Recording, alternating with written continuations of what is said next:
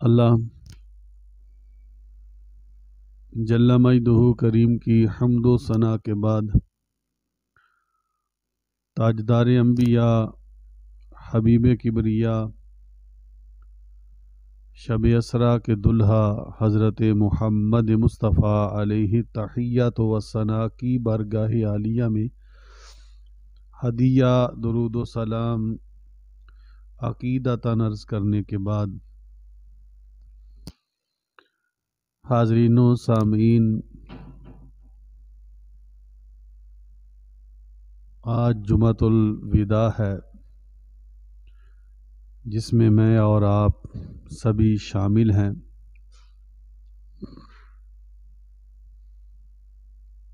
بڑا مقرب دن ہے، اللہ کی رحمتوں اور برکتوں کے حصول کا دن ہے۔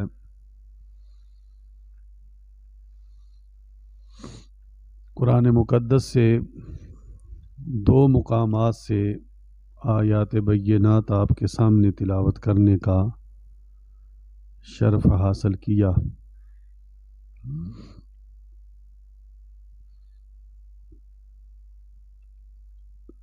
دونوں جگہوں پہ اللہ رب العزت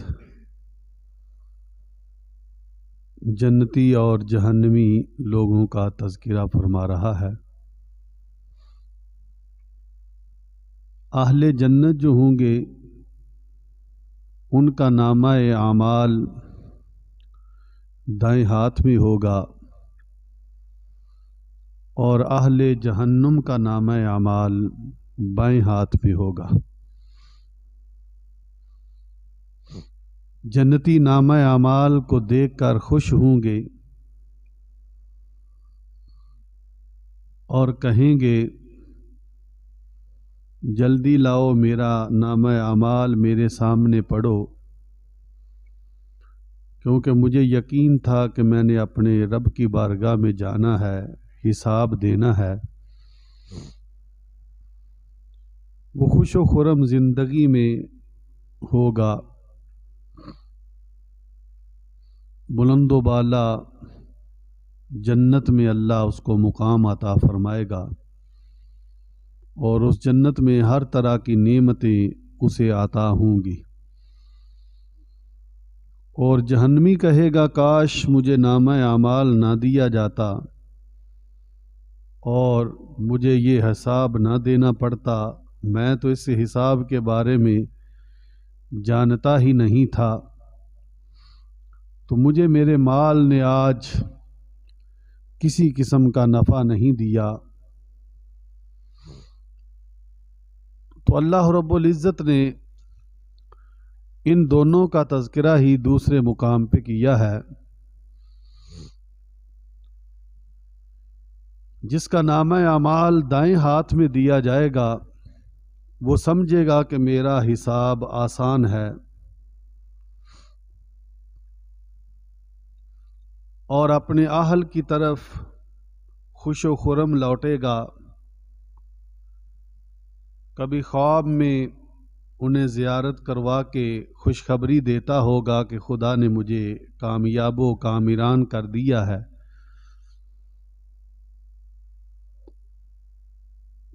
لیکن جس کا نامہ اعمال بائیں ہاتھ میں ہوگا، پشت کے پیچھے ہوگا، وہ جہنم میں جائے گا۔ وہ دنیا میں تو بڑا خوش و خرم تھا،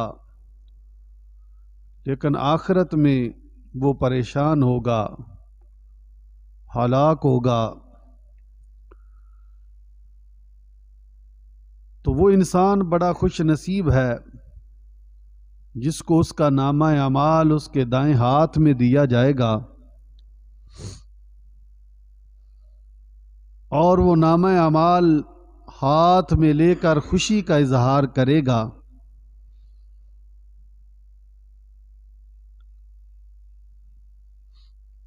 کچھ اہل ایمان گناہگار بھی ہوں گے، لیکن اللہ اپنا فضل اور رحمت فرماتے ہوئے ان کے گناہوں کو مٹا دے گا، وہ مالک ہے، بزرگ و برتر ہے، علی کل شیء قدیر ہے، جو چاہے وہ کر سکتا ہے، اس کا فضل، اس کی رحمت ہمیشہ اس کے غضب پہ غالب رہتا ہے۔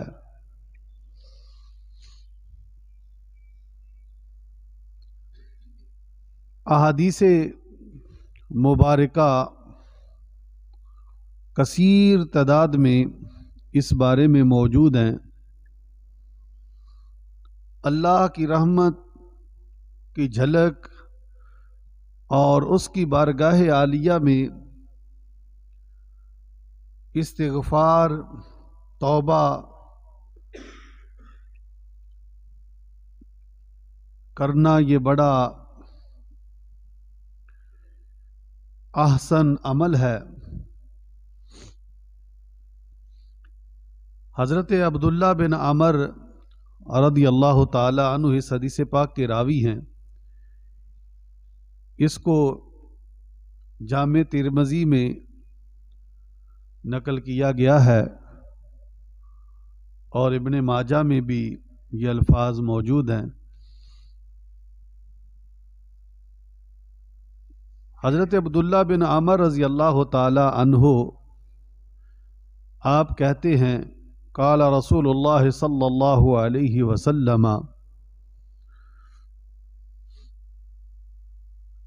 ان اللہ سیخلص رجلا من امتی علی رؤوس الخلائق یوم القیامہ۔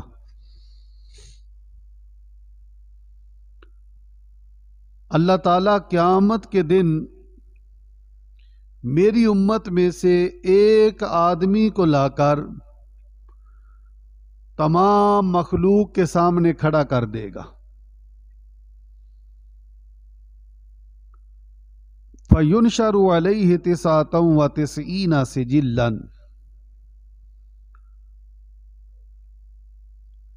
پس کھول دیے جائیں گے اس پر 99 رجسٹر، یعنی جبھی اس کو قیامت کے دن مخلوق کے سامنے کھڑی کیا جائے گا، فَيَنْشُرَ عَلَيْهِ 99 سِجِلًّا، اللہ اس کے سامنے 99 رجسٹر جو اس کی زندگی کے اعمال کے ہوں گے وہ کھول کے رکھ دے گا۔ کُلُّ سِجِلٍّ مِثْلُ مَدِّ الْبَصَرِ، ہر رجسٹر اتنا بڑا ہوگا جہاں تک نگاہ ہو جاتی ہوگی وہاں تک اس رجسٹر کی لمبائی ہوگی، طول و عرض ہوگا۔ ثم یقول اتنکر من ھذا شیئا، پھر اللہ اس بندے سے فرمائے گا یہ تیرے اعمال کے جو 99 رجسٹر تیرے سامنے کھلے ہوئے ہیں، بتا ان میں سے کسی چیز کا تو انکار کرتا ہے؟ فقال لا یا رب، عرض کرے گا نہیں یا رب، یہ جو میں نے کیا ہے وہی لکھا ہوا ہے، میری زندگی کے سارے اعمال اس میں درج ہیں، وہاں انکار کی تو کوئی گنجائش نہیں رہے گی۔ ازال ما کا کاتبۃ الحافظون، اللہ فرمائے گا جا کیا میرے محافظ فرشتے جو ہیں انہوں نے تیرے ساتھ ظلم کیا ہے، انہوں نے زیادتی کی ہے کہ تیرے اتنے گناہ جو ہیں وہ ان رجسٹروں میں درج ہیں، میرے فرشتوں نے لکھنے میں کوئی تیرے ساتھ ظلم تو نہیں کیا؟ قال یا رب، عرض کرے گا نہیں یا رب، یہ جو بھی کیا ہوا ہے میں نے خود کیا ہوا ہے۔ اللہ فرمائے گا افلا کا عذر، کیا کوئی تیرے لیے عذر ہے جو تو پیش کرنا چاہتا ہو؟ فقال یا رب، عرض کرے گا نہیں یا رب، جو میں نے کیا ہے وہی ہے۔ تو اللہ فرمائے گا یہ ہے خدا کی رحمت۔ فَيَقُولُ بَلَا إِنَّ لَكَ عِنْدَنَا حَسَنَةً، اللہ فرمائے گا ہاں تیری ایک نیکی ہمارے پاس موجود ہے جو جمع ہے.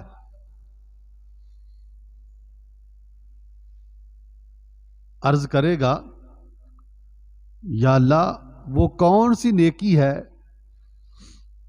جو تیرے پاس جمع ہے؟ اللہ فرمائے گا وَإِنَّهُ لَا ظُلْمَ عَلَيْكَ الْيَوْمَ، آج تیرے اوپر کسی قسم کا ظلم نہیں کیا جائے گا، زیادتی نہیں کی جائے گی. جو تیری نیکیاں موجود ہیں وہ جو تجھے دی جائیں گی.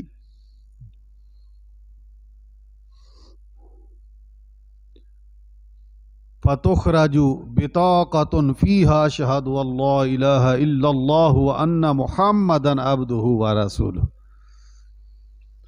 اس کے لیے ایک ٹکڑا نکالا جائے گا کاغذ کا، اور اس پر یہ لکھا ہوگا لا الہ الا اللہ محمد الرسول اللہ. یہ درج ہوگا شہادتین کا ورد جو اس نے کیا تھا وہ اس پہ موجود ہوگا. اشہد اللہ الہ الا اللہ واشہد ان محمدا عبدہ ورسول.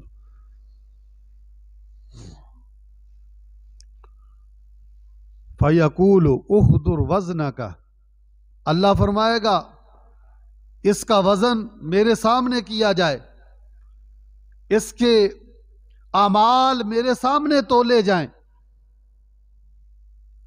اللہ تعالیٰ کی جس طرح شان ہے، جب اللہ اتنا فرمائے گا فَيَقُولُ يَا رَبِّ مَا هَذِهِ الْبِطَاقَةُ مَا هَذِهِ السِّجِلَّاتِ، وہ عرض کرے گا یا اللہ یہ اتنے لمبے چوڑے رجسٹر ایک پلڑے میں 99 پڑے ہوئے ہیں، اور ایک یہ چھوٹا سا ٹکڑا جو ہے ان کے مقابلے میں یہ کیا حیثیت رکھتا ہے. ایک کاغذ کا چھوٹا سا ٹکڑا اور ایک 99 رجسٹر ایک پلڑے میں پڑے ہوئے ہیں جن کی حد نگاہ مقدار ہے. تو ترازو کے ایک پلڑے میں ایک ٹکڑا ہو اور ایک طرف 99 رجسٹر ہو، تو یا اللہ یہ ٹکڑا ان کے مقابلے میں کیا حیثیت رکھتا ہے. فَيَقُولُ يَا رَبِّ مَا هَذِهِ الْبِطَاقَةُ مَا هَذِهِ السِّجِلَّاتِ، الفاظ ہے. وہ بندہ عرض کرتا ہے یا اللہ یہ ایک ٹکڑا 99 رجسٹروں کے مقابلے میں کیا کر سکتا ہے، اس کی تو حیثیت نہیں ہے. فَيَقُولُ إِنَّكَ لَا تُظْلَمُ، آج کے دن تیرے اوپر ظلم نہیں کیا جائے گا، زیادتی نہیں کی جائے گی. قَالَ فَتُوضَعُ السِّجِلَّاتُ فِي كَفَّةٍ وَالْبِطَاقَةُ فِي كَفَّةٍ. تو اللہ کے سامنے اس کے اعمال کو لا کر ناپا جاتا ہے، تولا جاتا ہے. ایک طرف پلڑے میں 99 رجسٹر پڑے ہوئے ہیں، ایک طرف پلڑے میں وہ ایک چھوٹا سا ٹکڑا ہے جس پر اشہد اللہ الہ الا اللہ واشہد ان محمدن عبدہ ورسولہ تحریر ہے. جب وہ ٹکڑا ایک پلڑے میں رکھا جاتا ہے فطاشت السجلات وساقلت البطاقۃ، تو وہ 99 رجسٹروں والا پلڑا جو ہے ہلکا ہو جاتا ہے اور وہ ایک پرزے والا ٹکڑا بھاری ہو جاتا ہے. وہ پلڑا بھاری ہو جاتا ہے. جب بھاری ہوتا ہے نا تو اللہ فرماتا فلا یثقل مع اللہ شیء، فرمایا اللہ کا نام اس میں درج ہے، زمین و آسمان کے برابر بھی گناہ ہوں تو اللہ کے نام کے مقابلے میں ان کی کوئی حیثیت نہیں ہے. اللہ کا نام سب پہ حاوی ہے، اللہ کا نام سب سے برکت والا ہے، اللہ کا نام سب سے عظیم تر ہے. اللہ کا نام کا ورد کرنا سب سے بلند و بالا عمل ہے جو تو نے کیا ہے. آج اس عمل کی وجہ سے میں نے تیرے اعمال کو اپنے سامنے تولنے کا اس لیے حکم دیا تاکہ لوگوں کو پتہ چل جائے کہ جنہوں نے میرے نام کا ورد کیا تھا، میری الوہیت کی گواہی دی تھی، محمد مصطفیٰ کی رسالت کی گواہی دی تھی، تو یہ دو گواہیاں ایسی ہیں جن گواہیوں پہ کائنات کی کوئی چیز بھاری نہیں ہو سکتی ہے. یہ کائنات کی ہر چیز پہ بھاری ہے نا. احباب ذی احتشام، دیکھیے اللہ کی بارگاہ میں اس کے نام کی مالا کو جپنا، اور جب بندے سے کوئی گناہ ہو جائے اس کو چاہیے کہ اس کے نام کا ورد کرے، استغفار کرے. تو استغفار اللہ کی بارگاہ میں کرنا یہ گناہوں کے کفارے کا سبب ہوتا ہے. گناہ مٹ جاتے ہیں اس سے. سیدہ عائشہ صدیقہ رضی اللہ تعالی عنہا سے روایت ہے ان النبی صلی اللہ علیہ وسلم کان یقول اللہم اجعلنی من الذین اذا احسنوا استبشروا. یا اللہ مجھے ان لوگوں میں کر دے جو جب نیکی کریں تو خوش ہو جائیں. وَإِذَا أَسَاءُوا اسْتَغْفِرُوا. جب ان سے کوئی برائی ہو جائے تو اللہ کی بارگاہ میں بخشش کیا کریں, بخشش مانگا کریں, اللہ کی بارگاہ میں بخشش کا سوال کیا کریں. اگر ان سے کوئی برائی ہو جائے, اے اللہ مجھے ان لوگوں میں سے کر دے. پتہ چلا ان لوگوں کی ویلیو اس قدر زیادہ ہے کہ گناہ ہو جائے تو اللہ کی بارگاہ میں معافی مانگتے ہیں, جب نیکی کرتے ہیں تو اللہ کی بارگاہ میں خوشی کا اظہار کرتے ہیں نا. اور وہ خوش نصیب لوگ ہیں, نیکیوں پہ خوش ہوتے ہیں. اور آج جمعۃ الوداع کے موقع پر وہ لوگ خوش نصیب ہیں جنہوں نے پورا رمضان مبارک اللہ کی بارگاہ میں عبادت کی, روزہ رکھا اور اپنے آپ کو اللہ کی بارگاہ میں سجدہ ریز کرتے رہے. وہ خوش نصیب ہیں. حضرت عبداللہ بن بصر رضی اللہ تعالیٰ عنہ اس حدیث پاک کے راوی ہیں. آپ بیان کرتے ہیں قال رسول اللہ صلی اللہ علیہ وسلم طوبى لمن وجد فی صحیفته استغفارا کثیرا. فرمایا اس آدمی کے لیے مبارک ہو جو اپنے صحیفہ میں کثیر استغفار پائے گا, یعنی زندگی میں استغفار پڑھتا ہوگا, اس کے نامہ اعمال میں کثیر استغفار کا ثواب لکھا ہوگا, وہ خوش نصیب ہے. تو فرمایا وہ بھی انسان خوش نصیب ہے جو دنیا سے چلا جائے گا اور پیچھے والے استغفار کر کے اس کے لیے بخشش کا سوال کرتے رہیں گے نا. ایک تو استغفار کے دو طریقے ہیں. ایک طریقہ تو یہ ہے وہ خود اپنے لیے بخشش مانگتا ہے, وہ بھی اس کے نامہ اعمال میں درج ہوگا. اور ایک پیچھے والے اس کے لیے مرنے کے بعد دعا کرتے ہیں, استغفار کرتے ہیں, بخشش مانگتے ہیں, وہ بھی اس کے صحیفہ میں جمع ہوتا ہے. تو قیامت والے دن وہ آدمی مبارکباد کے مستحق ہوگا جس کے نامہ اعمال میں کثیر استغفار کا ثواب لکھا ہوگا, اور وہ اللہ کی بارگاہ میں آئے گا اور اس کے لیے وہ سما بڑی خوشی کا سما ہوگا جس سمے میں اس کو کہا جائے گا کہ تو نے میری بارگاہ میں استغفار کیا ہے اور دنیا میں کثیر مرتبہ کیا ہے, میں نے تیرے گناہوں کو معاف کر دیا ہے نا. تو آئیے ایک اور حدیث پاک میں ارشاد مصطفیٰ کریم صلی اللہ علیہ وآلہ وسلم ہے. حضرت ابن مسعود رضی اللہ تعالیٰ سے روایت ہے, وہ کہتے ہیں قال رسول اللہ صلی اللہ علیہ وسلم التائب من الذنب کمن لا ذنب لہ. جو اپنے گناہوں سے توبہ کر لیتا ہے وہ اس طرح ہو جاتا ہے جس طرح اس نے کبھی گناہ کیا ہی نہیں ہے. تو گناہوں سے تائب ہونا یہ بھی اللہ کی طرف سے ہوتا ہے, گناہوں سے توبہ کرنا یہ بھی اللہ کی توفیق سے ہوتا ہے. اللہ اگر توفیق نہ دے تو بندے کی توبہ بھی نہیں ہو سکتی اور توبہ قبول بھی نہیں کرتا ہے, اور اللہ کی توفیق سے ہی بندہ اللہ کی بارگاہ میں توبہ کے لیے جو ہے وہ کھڑا ہوتا ہے. حضرت ابو ہریرہ رضی اللہ تعالیٰ عنہ سے روایت ہے, آپ کہتے ہیں فرمایا رسول اللہ صلی اللہ علیہ وسلم نے ان اللہ عز وجل لیرفع الدرجۃ للعبد الصالح فی الجنہ. اللہ جنت میں ایک نیک بندے کے درجے کو بلند کرتا ہے. فیقول یا رب ان لی ہذہ. وہ عرض کرتا ہے یا اللہ یہ جو میرا درجہ بلند ہوا ہے یہ کہاں سے آ گیا ہے, میں نے تو اتنے عمل نہیں کیے, میرے گناہ زیادہ تھے, تو یہ درجہ جو بلند کیا گیا ہے اس کی وجہ کیا ہے؟ فَيَقُولُ بِاسْتِغْفَارِ وَلَدِكَ لَكَ. یہ ہے جو میں عرض کر رہا تھا. ایک تو اس نے خود استغفار کی جو اس کے نامہ اعمال میں جمع ہوئی, اور ایک پیچھے والے استغفار کرتے ہیں جس کا ثواب اس کو پہنچتا ہے اور اس کے گناہوں میں افاقہ ہوتا ہے, اور اللہ اس ثواب کی وجہ سے اس کے درجوں کو بلند کرتا رہتا ہے. عرض کرتا ہے یا اللہ یہ میرا درجہ جو بلند ہوا ہے یہ کہاں سے آیا ہے؟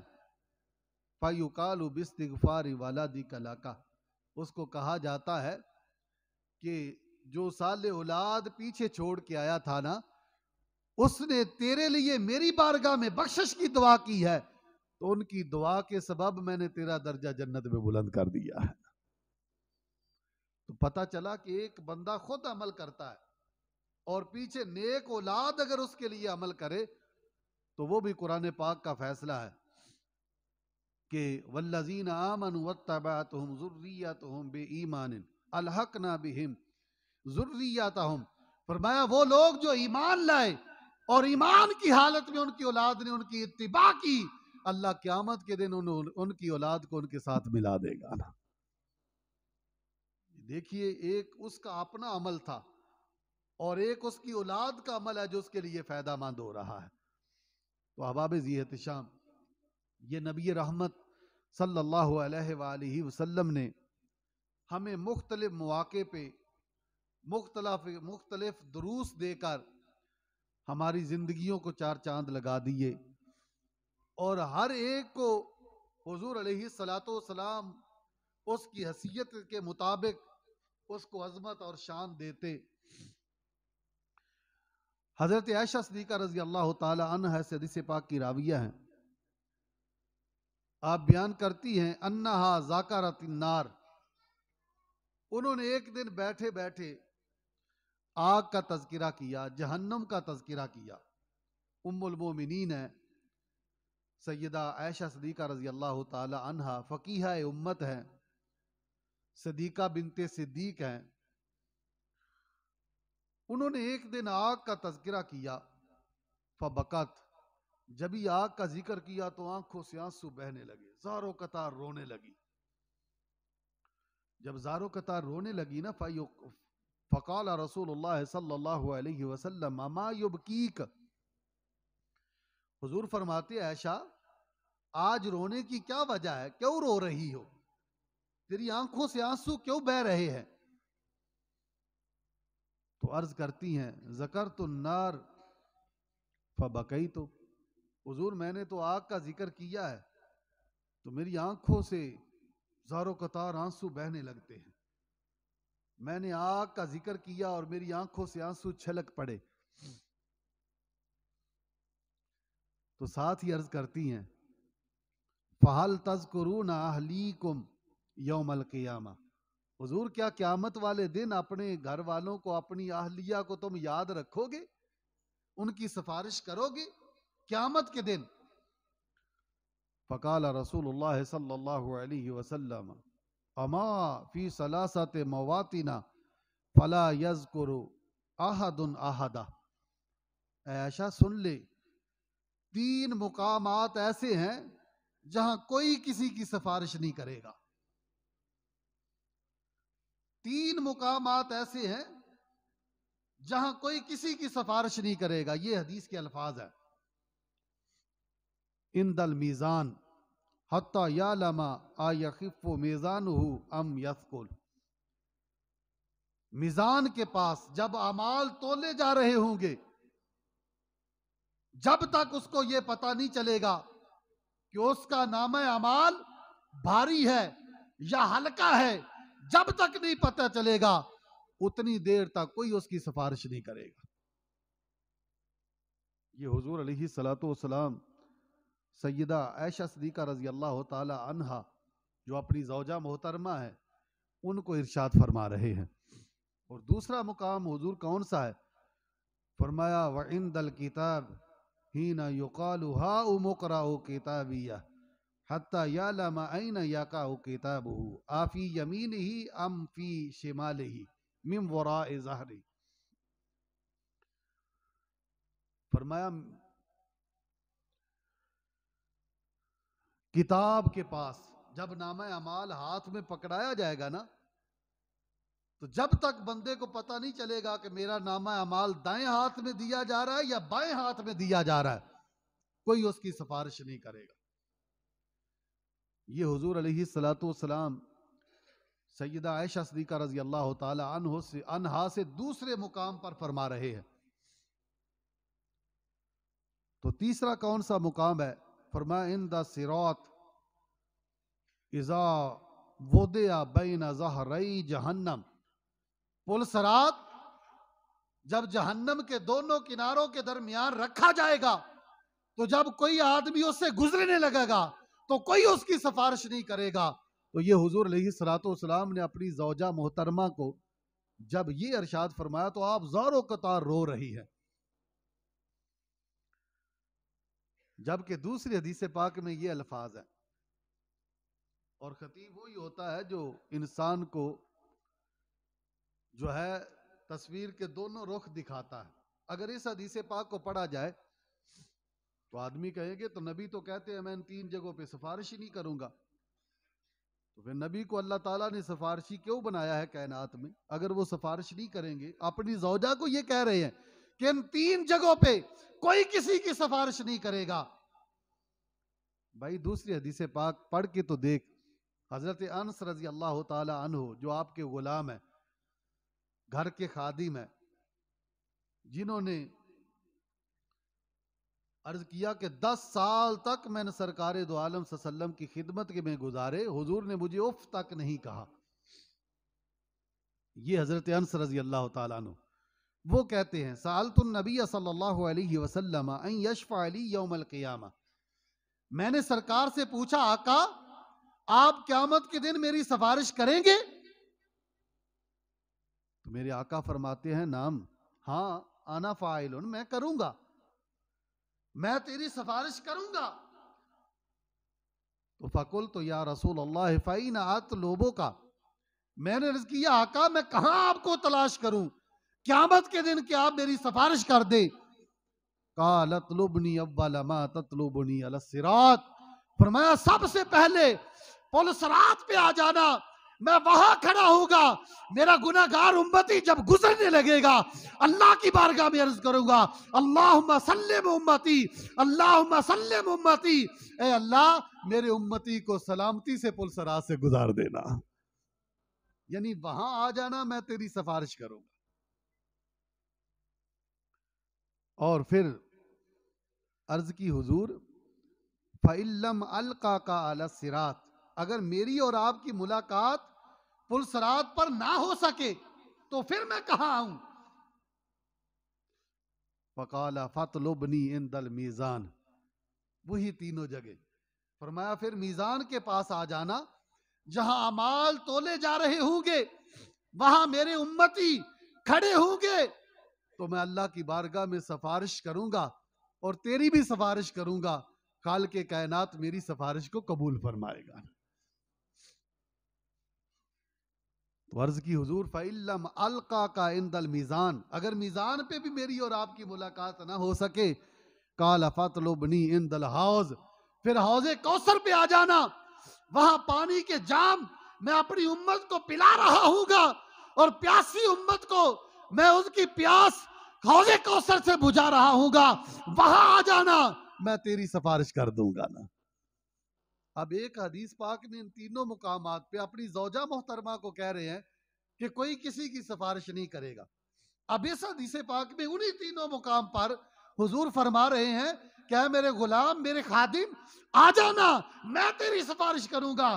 تو اس کا مطلب ملا علی قاری رحمت اللہ تعالیٰ نے لکھا ہے، فرمایا حضور علیہ الصلوۃ والسلام کو تو اللہ نے شفیع اس کائنات میں بنا کر بھیجا ہے، هو الحبیب الذی ترجى شفاعته لكل حول من الاحوال مقتحم، وہ حبیب ہے جس سے شفاعت کی امید کی جاتی ہے اور ہر حال میں میرے محبوب جو ہے وہ اپنے امتیوں کی سفارش کریں گے۔ تو پھر اس مقام پہ حضور سیدہ عائشہ صدیقہ رضی اللہ تعالی عنہا سے کیوں ایسا کہہ رہے ہیں؟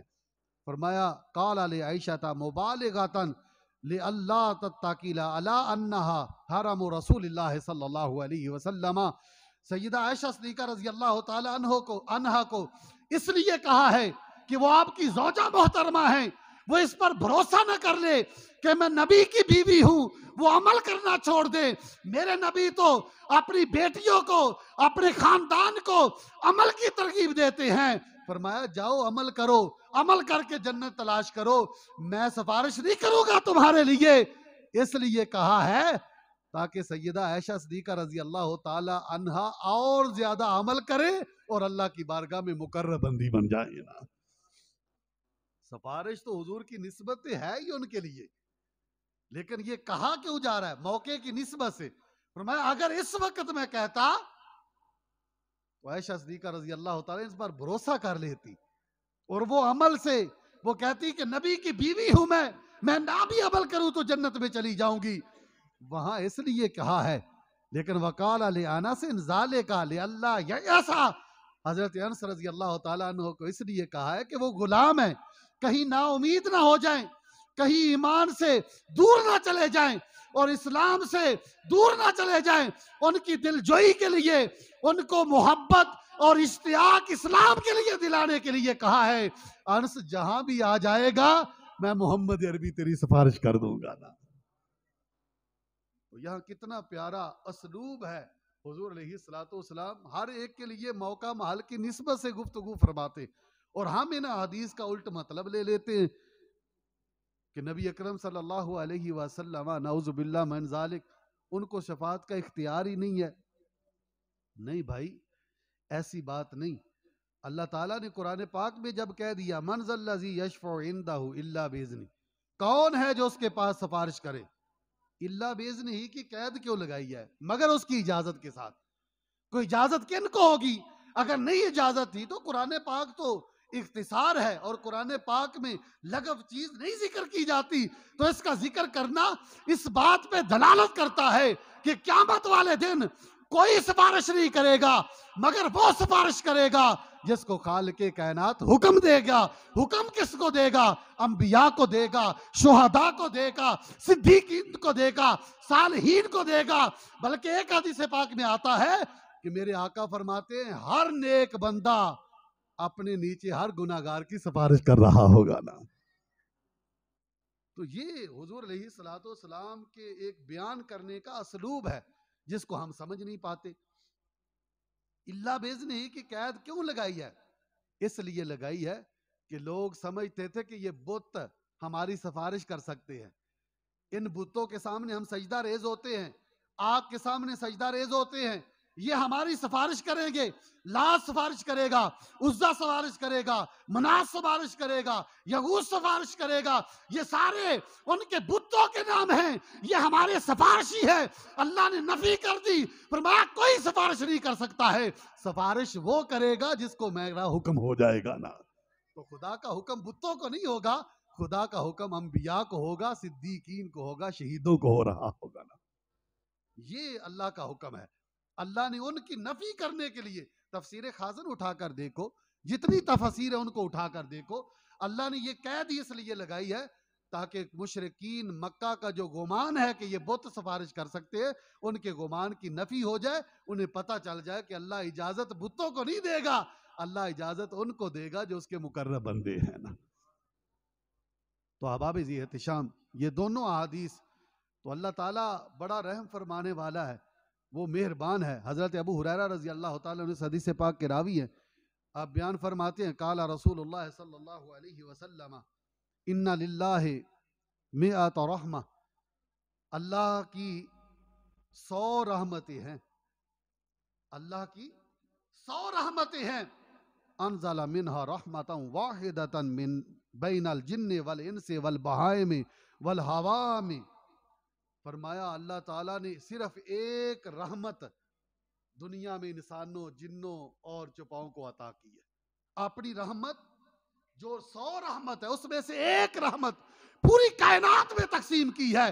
کائنات کا ہر شخص اسی ایک رحمت کے ساتھ لوگوں پہ مہربانی کرتا ہے، اسی ایک رحمت کے ساتھ لوگوں پہ نرمی کرتا ہے، اسی ایک رحمت کے ساتھ لوگوں کو معاف کرتا ہے، اسی ایک رحمت کے ساتھ لوگوں کو اپنے قریب لاتا ہے۔ یہ خدا کی ایک رحمت ہے جو پوری کائنات میں خدا نے تقسیم کی ہے۔ فرمایا وَأَخَّرَ اللَّهُ 99 رَحْمَةً يَرْحَمُ بِهَا عِبَادَهُ يَوْمَ الْقِيَامَةِ، اللہ نے 99 رحمتیں جو ہیں، ایک کم 100 رحمت جو ہے وہ اللہ نے مؤخر کی ہے، اپنے پاس رکھی ہے، اور وہ 99 رحمتیں خالق کائنات قیامت کے دن اپنے بندوں پہ فرمائے گا نا۔ آپ حساب لگا لے اللہ اس کے دن کتنا رحیم ہوگا.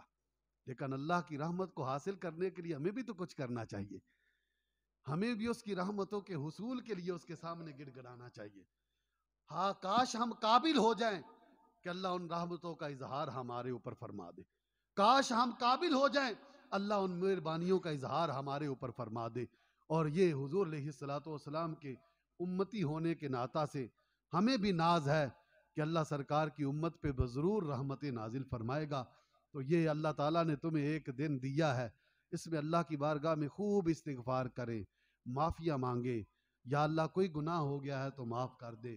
چند لمحے رہ گئے ہیں، پتہ نہیں زندگی میں آئندہ رمضان آئے یا نہ آئے، یہ اللہ کو پتہ. کئی لوگ تھے پچھلے سال ہم میں موجود تھے لیکن اس سال نظر نہیں آ رہے. تو یہ ہمیں سامان کبھی نصیب نہیں ہوگا کہ یہ اس طرح اللہ تعالیٰ کی رحمتیں لوٹے. ہر طرف قرآن پاک کی بہاریں، ہر طرف حفاظ قرآن پاک مساجد میں پڑھ رہے ہیں. اللہ تعالیٰ ہم سب کو عمل کی توفیق عطا فرمائے. وآخر دعوانا الحمد للہ رب العالمین.